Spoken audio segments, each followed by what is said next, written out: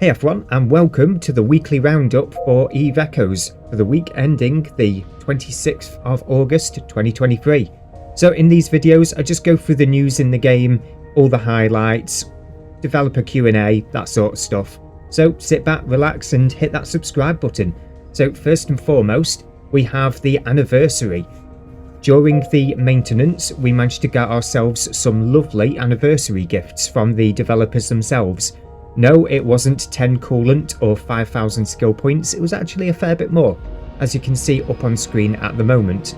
Most notably are the 200,000 skill points, 3 million Lazarus points, 100 amethyst crystals for running the AI core on your ships, and 50 Tesseract cores to get you that little bit closer to unlocking the AI on your ships if you haven't done so already. So moving along, of course, alongside that, we also had the compensation for the Voyage ceremony.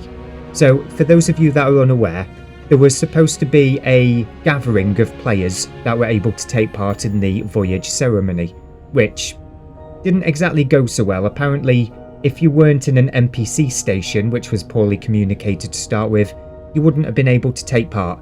So every player in the game, regardless of whether or not they were able to take part initially anyway, have been granted these rewards. That being 300,000 skill points, 5 million Lazarus points, and 100 of the blue balls that we use to reroll nanocore attributes. So I'd say for the most of us, that's a pretty good reward for something that didn't affect us anyway. Yeah, so if you haven't claimed them already, jump in game and claim these rewards. It is entirely possible they will expire at some point, so grab them while you can. So next up, we have the patch notes for the game.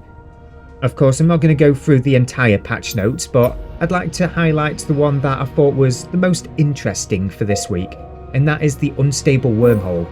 The increased the collapse speed of unstable wormholes, which will now collapse in 3 days and randomly spawn again after a while. Small unstable wormholes may now spawn in Cobalt Edge and low sec space of the Empires. Only battleships and ships with a lower tonnage may traverse through them. These wormholes spawn in great numbers and will take about a day to collapse. Due to their weak signal, they can only be discovered by scanning and cannot be directly checked on the star map. So this introduces a whole new level of tactics with regards to owning and securing space within Cobalt Edge, because now you don't necessarily have just one entrance into a Cobalt Edge constellation that you need to defend, because now you have the smaller ones that aren't broadcast like a Sino on the in-game map. So it makes things a little bit more interesting. It keeps nullsec in Cobalt Edge the way many hardcore players would really love nullsec to be. And I'm liking that. I'm liking this change. This is good direction to be going in. So moving along, because this is not a ramble video and I could talk for an hour about this quite possibly, the Plex Report, because of the developers being a lot more careful this time around with regards to the sciencey box, Plex is continuing to stay at a rather stable current level. So we're talking at the moment at around 4.6, 4.7 million ISK. Nowhere near the sky-high prices that many of us, including myself, had forecast. So yeah, it's a healthy price at the moment. Would be nice if it went down a little bit lower, but I can't really complain. So moving on to the developer Q&A segment. The reason why this video is just a little bit later than usual, had to wait for the public announcement for it because there was no video of Benzies to take them from. So question number 1.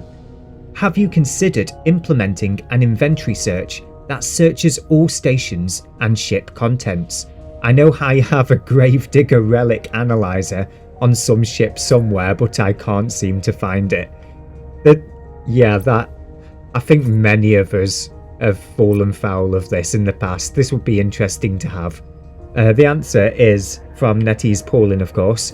Thanks for the suggestion. We think it's a great idea and we'll add it to our list of improvements. However, we might need to check on the performance issues before implementing it, because our asset list takes quite a while to load. Yeah, I can understand that. The desire to be able to find that one item that could be scattered in one of 1,000 systems. Yeah, especially at the moment, those Gravedigger relic analyzers are going to be a wee bit more valuable, let's say, than before, you know, with Cobalt Edge driving up exploration as it is. But we know the performance issues the game has when we load the personal assets tab, and I would not be surprised if it took the average device 20 minutes to search through every single item in your account to find where this is located.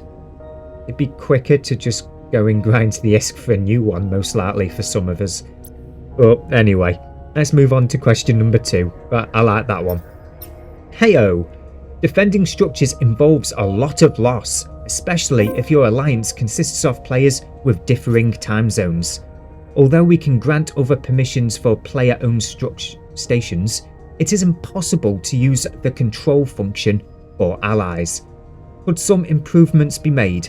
It would be fun if the station owner could designate 2 other people capable of using the control functions, so defense of the community would still be possible during downtime of the owner. I can see where they're coming from here, but I've voiced this complaint before about the weapons on player-owned outposts. They're too easy to just avoid, if that makes any sense. Like the electronic warfare on them. Let's say the Webifier and the Warp Scrambler are limited to 40 kilometers. So any ship that stays outside of 40 kilometers can freely move around. What has been known to happen for some people is, let's say you've got a fleet of stealth bombers attacking a Capsuleer outpost, okay? The Capsuleer outpost takes forever to lock onto the ships, and in the event that it locks on, it can't lock them down with Webifiers or Warp Disruptors or Scramblers, whatever. Instead, all it can do is fire the missiles. Before the missiles have even gotten to the destination, the target has already warped to another point close to the outpost, locked it and carried on shooting again. There is no defense against that from the perspective of the outpost. Giving other people access to the outpost's weapons would not resolve issues such as this, and it is always more effective to just get out in a fleet and start attacking.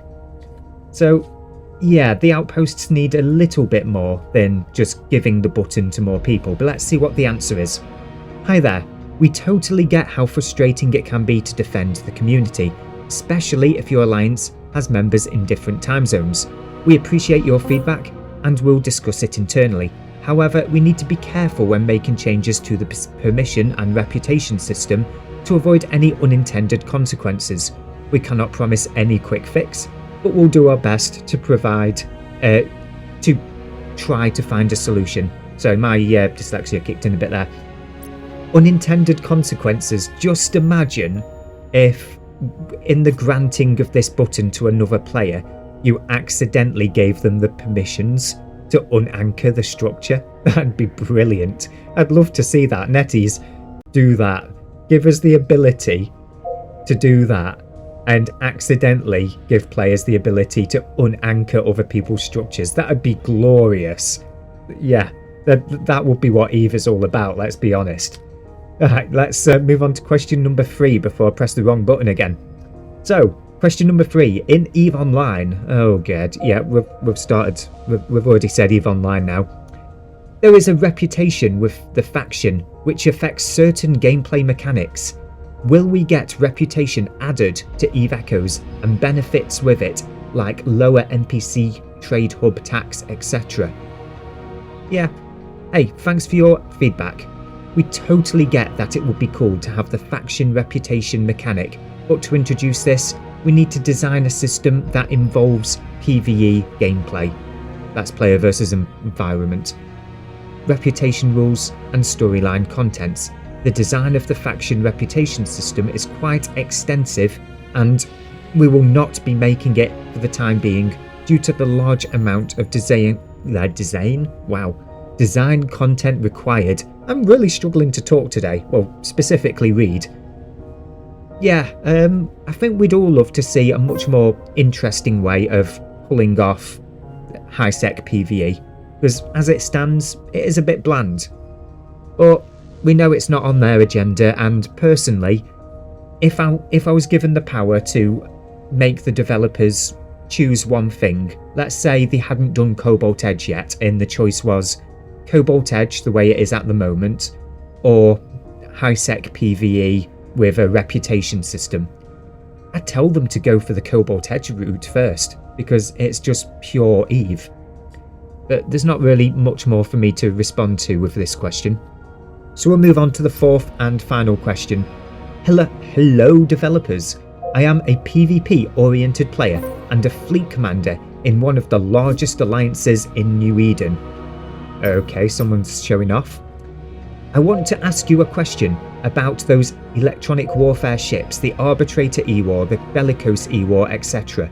They spawn in anomalies and their stats can be seen through skins in the market. When do they come out? Because they have interesting attributes, long-range webifiers for the Bellicose and long-range neutralizers for the Arbitrator. They can be used for fleet battles, and they can also make small-scale PvP much more diverse and deeper. Thank you for answering this question. The answer is our team is currently working on developing electronic warfare modules for pilots, but as new ships of different tonnages are released, special ships such as the E-War ships will be released sequentially. Hope that helps, and we look forward to seeing you in New Eden flying our new ship. So what they're basically saying there is they're holding on to the E-War ships because they might have new E-War modules to release alongside them when they do. Which is fair enough, we've gotten by without them so far, and we do have the Arbitrator Covert Ops, for example, which still has some electronic warfare bonuses, although I believe it's mostly tracking disruptors. But anyway, we can still get bonuses of a sort by customizing it with nanocores and implants and general units. We can make our own Arbitrator E-War for the time being until they release these. But anyway, that's enough rambling from me. That is pretty much the end of this video. Thanks again for sticking around, guys.